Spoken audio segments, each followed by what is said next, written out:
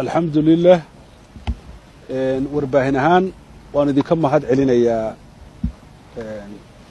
aqbalaadda ay soo ajiibteen waxa kalean u mahad celinayaa culimada dalka oo mawduucan ama mawduucyadan aan ka hadli doono iyaguna dhowr jeer ka hadlay waxa kalean iyagana u mahad celinayaa dadka baraha bulshada ku xidhan ee hadba wixii dadka mushkiladka ah soo bandhiga ee ka hadla iyagana aad iyo aad baan uga mahad celinaya waxaan doonayaa saaka inaan ka hadlo dhaqan xumo baryahan dambe inagu soo kordhaysa oo diinta meelka dhac ku ah oo dhaqanka ku ah oo dadnimadeenna ku ah intaba ku ah marka 4 qodob oo culculus yaan doonayaa maanta inaan guud maro ama ka hadlo wixii su'aala idinka muuqdana waa iga weydiin kartaan kow afartaa qodob waxay dhaceen 3 bilood ee u dambeeyey ee sanadkan aynu ku jiro 2019 aan ugu horraysiiye ee Julaay 12keedii ama 13keedii meelaha waxaa dhacay dayaxmadoobaadku markuu dhaco ama cadceedu madoobaato dadka islaamka ahi wuxuu oogaa salaaddaa waxaa la yidhahdaa kusuuf marka dayaxu madoobaado qorraxdu markay madoobaatana khusuuf baa la yidhahdaa salaadaas ilaa intay caddaanayaan waa la wadaa waa meelaha dareemayso in islaamku uu yahay diin loo soo diray caalamka oo dhan waayo dayaxu wuxuu ka madoobaaday adduunka oo dhan cid xil iska saartay islaamka mooyaane ma jirta markaa dhacdadaas sidii caadiga ahayd salaaddii baa la oogay anigu hargeysaan joogay salaaddii markii subaxii ayaa nin qoraal qoray twitterkuu ku qoray isagoo aad mooddo inuu cid farriin u dirayo wuxuu yidhi ninkaasi xalay hargeysa lagama seexan waxaana dadka hurdadii ku suququliyey masaajidada isagoo duraya ama eedaynaya qiraa'adii iyo qur-aankii la akhriyayay ee sare loo qaadayey isagoo dhibsanaya ayaa ninkaasi wuxuu yidhi dadkii hargeysa hurdala'aan baa xalay ku dhacday masaajidadaana sabab u ahaa qoraalkaasuu twitterka geliyey dadkii markiiba dareen cadho leh ayay kaga jawaabeen dadku waa dad islaama ninkii wuxuu arkay in bulshadii ka hor timi oo dareen xun laga qaatay hadalkiisii runtiina uu ahaaba dabeetana wuxuu is yidhi dhinacay bulshadu u socoto isu daad raaciyo wuxuu idhi raalligelin baan bixinaya markaana uu ka sii daray wuxuu yidhi waxaan ka raalligelinayaa dadkii dhibsaday hadalkayga hadalkii aan jeediyey ama qoray dadkii dhibsaday waan ka raalligelinayaa buu yidhi su'aal kalaa time waxa la yaad raalligelinaysaa diintaad meel kaga dhacday toobadkeen baad lahayd inaad ilaahay u noqoto weeye wax dadahoo aad wax ku samaysay ma jirtee haddaad cid raalligelinayso ilaahay ku abuurtay raalligeli waxaan ku dhaafayaa ninkaas oo dhowr jeeroo horena waxyaabaha noocaasa ku kacay oo diinta meelka dhac ku ah waxaan odhan lahaa cidda qura aad badbaadisaa ha noqoto naftaada iyo aakhiradaada kaasi waa mid labaad baan soo qaadaya gabadh baa halkan timi maqaal bay qortay maqaalkeeda waxay uga dhigtay ciwaan hablihii quruxdooda la qariyey waxay tagtay dugsiyada nuuradiin oo aynu ognahay kaalintay waxbarashada kaga jiraan waxay aragtay hablihii wada xijaaban dabeetana twitterkay ku qortay waxay tidhi hablahaas quruxdoodii waa la qariyey waxaa lagu khasbay jalaabiib dheer oo weyn oo aanay raalli ka ahayn baa lagu khasbay waxaanan ka xumahay bay tidhi dalkaygu intuu sidaa yahay inaanu horumar gaadhayn xijaabka iyo asturaanta dumarka aayado badan oo qur'aana baa ka warramaya oo ilahay kaga warramaya suuratulaxzaab aayadda 8 ilaahay nebigu ku amraya inuu ooryihiisa hablihiisa iyo guud ahaanba dumarka muuminiinta ah uu faro xijaabka suuratu nuur oo kale aayadda 30 ilaa aayadda 60 ayaa lagaga warramaya aayado badan baa ka warramaya xijaabka inantaas waxaa u jawaabay maamulihii dugsiyadaa lahaa ninka la yidhaha mahad ibraahim twitterkaa la isugu jawaabay waxyaab le mahad wuxuu ii sheegay markii dambe safaarada waaweyn baa soo galay buuhi arrintii oo twitterkii iigu soo hanjabay waxyaabaha yidhahdeen waxaa ka mid ahaa buu yidhi dadkiina hablaha daboolaya marun baa dhici doonta qaynuunka caalamigaa la soo hortaago safaaradaha reer galbeedka ay ahayn buu kuwii soo hanjabay ee qoraalka soo qoro waa dhacdooyinka inagu soo badanaya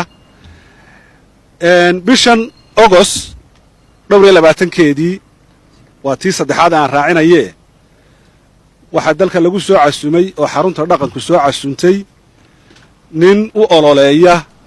in raggu isfaraxumeeyo mala eray bixin kaa af soomaali kaga habbooni ma jire dadka isku jinsiga ee isguursada iyo waxaasay yidhaahdaane ereyga isku jinsina waxbaa lagu asturayaa guurkuna sax maaha ereyga oo guurku wuxuu dhex maraa lamaane dhadig iyo laba ayaa guurku dhex maraa laakiin tan waxaynu odhan karraa waa ragga isfaraxumeeya ama dumarka isfaraxumeeya ninkaasi wuxuu dhashay dalka botswana waxaa soo casumay xarunta dhaqanka filim buu soo bandhigay dad ilaa 300 oo qof gaadhayaa ka soo qayb galay waxaa la waraystay guddoomiyaha xarunta dhaqanka su'aal baa lagu weydiiyey maxaa ninkan u keenteenoo wuxuu yidhi ninkan annagu war kamaanaan hayn wuxuu ka shaqeeyo laakiin waxaanu ku soo casunnay buuggu qoray iyo filimkiisa haddana mar kaluu guddoomiyaha hadalkala sheediyo wuxuu yidhi muraadba kama lihin annagu shakhsiyaddiisa annagu buuggiisuun baanu qiimaynayn waa hadal aad loogu qoslo ninkayga suuqa joogaa ninkaan ogaaday ma waxaa layga dhaadhicin karaa ninka soo casumay warba uma hayn waa arrin qosol leh twitterkiisi baa la galay oo laga soo saaray anigu waan akhriyay twitterkiisa wuxuu ku qoray oo uu leeyahay markaanu ku guulaysanay dalka yaga inaanu waddamada kale dariska yaga aana gaadhno oo booqanno ayay nala noqotay xarunta dhaqanka ma aha markii koowaad ay qof noocaasa soo casunto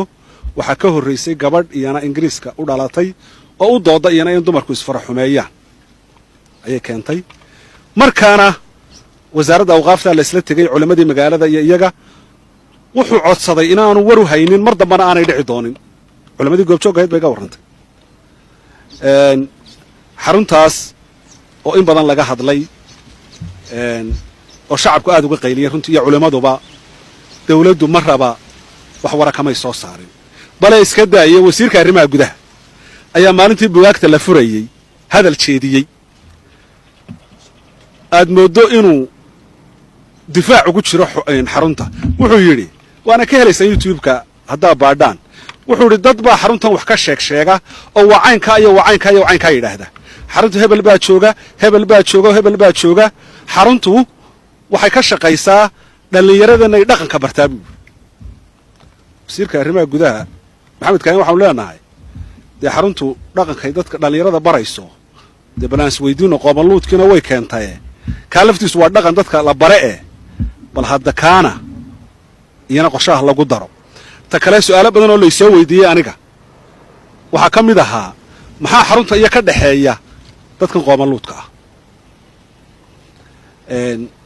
waa arrin iyana u baahan in laysdul taago waxaa aad u cajiiba dalka aynu dariska nahay ee etoobiya oo 70% ama in ka badan kristan ah ayaa bardhowta is yidhahdeen ku shira dadka qoomaluudka ah 2 nin bay soo direen kiniisadihii iyo shacabkiiba way kaceen dawladdii markay aragtay dareenkii dadka way joojisay shirkoodii waa laga diiday innagoo 100% islaam sheeganayna oo islaama ayaa dhexdeennii maalin walba la leeyahay waxa lagu soo casumayaa dad u ololeynaya qoomaluudnimo waxaa kalaan isweydiiyey marka ninkaasi 2 jeer buu ninkani yimi bugfeerkana uu ka soo qayb galay markan dambena wuu yimi bugfeerka imise qof oo kalaa yimi oo noocana mase la tuhmiba karaa inay meeshaba ku shiraan sanadkiiba mar waa su'aalo badan oo isweydiin leh taana waxaan odhan lahaa waxayna aad u cajiiba dawladda golaha guurtidu shalay waxay u yeedheen wasiirka awqaafta wiigii horena waxay u yeedheen wasiirkii warfaafinta waxyaabahan aan ka hadlaya mar lamay soo qaadin may weydiin xogagaal baanu ahay raggii goobjooggaaba iga warramay marnaba may weydiin waxyaabo kalaa la isweydiinayay wasaaradda awqaaftu intay u jirto waa aragteen xarunta dhaqanka intay isu jiraan waa aragteen berigii hore aanu ka hadallayna iyagaaba difaac nala galay wasaaradda awqaaftu ilaa wasiirkeeda aad moodaysa inuu difaacayo wixii aanu ka hadlaynay ayaan darooyinka jira ayay ka mid tahay ilaahayna qur-aankiisa wuxuu inoogu sheegay xumaanta haddii la iska qaban waayo ama xumaan in yari samaysay inaanay intaa ku koobnaanayn ee ay gaadhayso ama ay saamaynayso in ka badan suuratu alafaal aayadda 5 ilaahay muxuu ku leeyahay acuudu billahi min ashaydaani arajiim wattaquu fitnatan laa tusiibanna aladiina dalamuu minkum khaasa waclamuu ana allaha shadiidu alciqaab baa ilahay leeyahy inkastoo jihaadka laga soo warramaya iyo haddii islaamku fudaydsado ayaa haddana culimmadu markay fasilayaan waxay leeyihiin ka feejignaada ama ka baqda ama ka digtoonaada fidmo iyo masiibo aan ku koobnaanayn intii samaysay war haddaynu waxaa daawanno maxaa u malaynaysaa galab walba roobka halkaa markuu ka soo runtii waxaan isaa armuu noqon kii laydinku qasifi lahaa dagaaladan sokeeya aynu ka qaylinayno waxaasoo dhammi haddaynu fitanka iska qaban weyna iyo xumaanta qoomam hore ilaahay inoo sheegay dhirbaaxooyinkii ku dhacay markii culimmadoodii iyo waxgaradkoodii ku daawaday kuwii xumaanta samaynayeen ayaa laynooga warramay dhirbaaxooyinkii ku dhacay qodobka u dambeeya afraad ee aan ku gunaanadayaa waxa weeye kan 2-3 casho ka hor isaguna soo baxay ee hablo marfish fadhiya oo qayilaya oo shaahi iyo falaasidii iyo waxba hor yaalliin ayaa saxaafadda la soo geliyey dadkii su'aalo badan bay keeneen iyagoo isdiidsiinaya qaar waxay leeyihin tvgaa khaldanee ha la xidho qaar waxay leeyihin war maye xumaanteennu inbuu soo bandhigaye ma khaldana qaar waxay leeyihin waxan waa wax la sameeye wax jiraba maaha laakiin isu soo ururi fallaadhi gilgilasho kaagama go'da baa leeyihi dhinac markaad ka eegto dee habluhu lalaba yaabi maayo waxa raggu samaynayo dee dumarkaaga iyo carruurtaaduna khasab way samaynayaan marka waxaan ku soo ururin lahaa wixii su'aalaana hadda ay weydiinaysaan waa idiin furan tahay tix gabaya ayaan kaga baxaya anigu oo wakhti hore aan tiriyey laakiin mawduucyadan la xidhiidha waxay leedahay abeer ninka raadin jiray adeentida waa yaqaan markii arah loo tartamay af iyo labadaan tasheen addoomba addoon waxbiday kashana laga sii arraday asoolka markay janteen naftii uskag raaciyeen qof iyo aashii hadleen bulshada amar baa ku dhacay ugaadh diday bay noqdeen sibay u asqaysan yihiin rajiya amal baan lahayn ayaankuna hiilin waah waxay ummaduhu dumaan akhlaaqda markay lunshaan adduunka nin qooqayow ayaamo kalaa jiree ammaanada haysa siin ilaah waa laga baqaa aayaha waa loo tudhaa fircoon uubtuu ku dhacay ulbaa layskaga dayaa naftuna edab bay rabtaa wasalaamu calaykum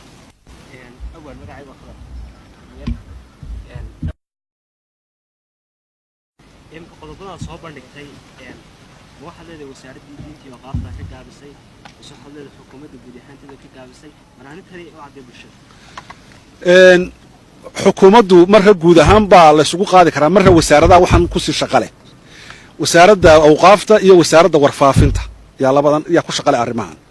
waayo wasaaradda warfaafinta waxa la yidhahdaa dhaqanka iyo wacyigelintana waa la yidhahdaa way hoos imanayaan awqaaftuna waa diintii labaduba way ka gaabiyeen xaqiiqatan labaduba way ka gaabiyeen weliba awqaafta iyo diinta arrintan aad u sii khusaysaa xataa waxay ka gaabiyeen inay wax qabtaan iska daaya inay hadal soo saaraan jawaaba ayay ka gaabiyeen iminka wasiirka arrimaha gudahan ka hadlayey oo xarunta barbar taagan shaqabadda isagu kuma leh wuxuu ka soo geli karaa un haddii amniga la eego yuu ka soo geli karaa haddana uu ka hadlaya wuxuu leeyahay xarunta waa wanaagsan waa tan uu difaacaya aduu awaan wax ka mid tahay awaanadayaan waxaasi Soomaaliya inta hadda warbaahinta la hadal wasaaradahaasi loo u tagtay arrimahan ma ka wada hadasheen haa waan u tegey waa su'aal saxa waan u tegey anaan uba tegin baan isu nimi berigii hore waataan ka hadlay xarunta marka dacwaddii markaan hagaajiyey weliba nin loo yarana aan la kala tashaday wasaaradda awqaafta ay timi waxay gu idhaahdeen guddi baanu arrinta u saaraynaa dacwaddaadaana jooji oo haki intaanu guddidaa saaranay arrinta soo ogaanayna na sug laakiin marka dambe waxaan ogaaday inay iska hoosaasa ahayd guddidiina halkii lagama qaadin marka waxaan tegey awqaafta waxaan tegey qolada wanaag fariistaan u tegey waxaan la xidhiidhay wasaaradaha golayaashaan la xidhiidhay intaba waan la xidhiidhay xaqiiqatan wax tallaabo ah وأنا كل قلياش ويقولون وحي أودي وين حتى إن السؤال ويديان وهذا عن ضد كان قاملود كده كلا كان يا ضد كان دين تماشى كجدع عيا محاو حقوق من ويدي. أوكي. يعني هدي أي صح حكومة دوجا بسي يعني حالات سلا دوجا حل باجر. dee xalka annagu horta dareenkii bulshadaanu ka turjumaynaa bulshadii baan wixii soo dhex dhigaynaa marka xalaalku siyaabo badan bay u yimaadaan laakiin weli waxaanu aan taagnahay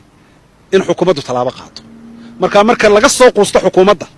ayaa xalka loo gudbi doonaa insha allah abwaa ka shaacir waan waxaan ka socdaa telefishinka codka bariga Afrika waxaad sheegtay haatan waqti uu dayax madowaaday in mid ka mid ah bulshada ku dhaqan Soomaaliland uu qoraal bartiisa Twitter-ka ku qoray shakhsigaasi waa garyaqaan guuleed dafaac maxaa waqti xaadir kan keenay inaad arintaa ka hadasho oo waxa jira xurguf idin dhex marta adiga iyo garyaqaanka isma naqaano wallahi iga tibaanaan isma aqoon ee waxa keenay qaladaadkan ururinaya buu qayb ka yahay saddexdii bilood ee u dambeeyay baan ku wari dhacdooyinkii dhacayay ee diinta ku ah meelka dhaca ayaan ka hadlay tan u dambeysay imka weegan ee hablaha iyo marfishka ayaan ku soo xidhay marka ma aha waxaan mawduuc qura ama qof qura kaga hadlayay dhacdooyinka saddexdii bilood ee u dambeeyay dhacay idinku tiifiyadu waa leediin سويك ما صار تان وحيد عاي أو أما بالبا صار تان مر مجلدها هي جرائد مر بيسند لي أما باللي أما مركا والله أوريا دعوينك مثلا مر بالصوب بندقة لكن أنا شخصيا نكا هذا مقعابة لما نصبنا كان ما لكن قف ممكن حساب بندقة ده وحي صار أركي رأيكيس قال قال أركي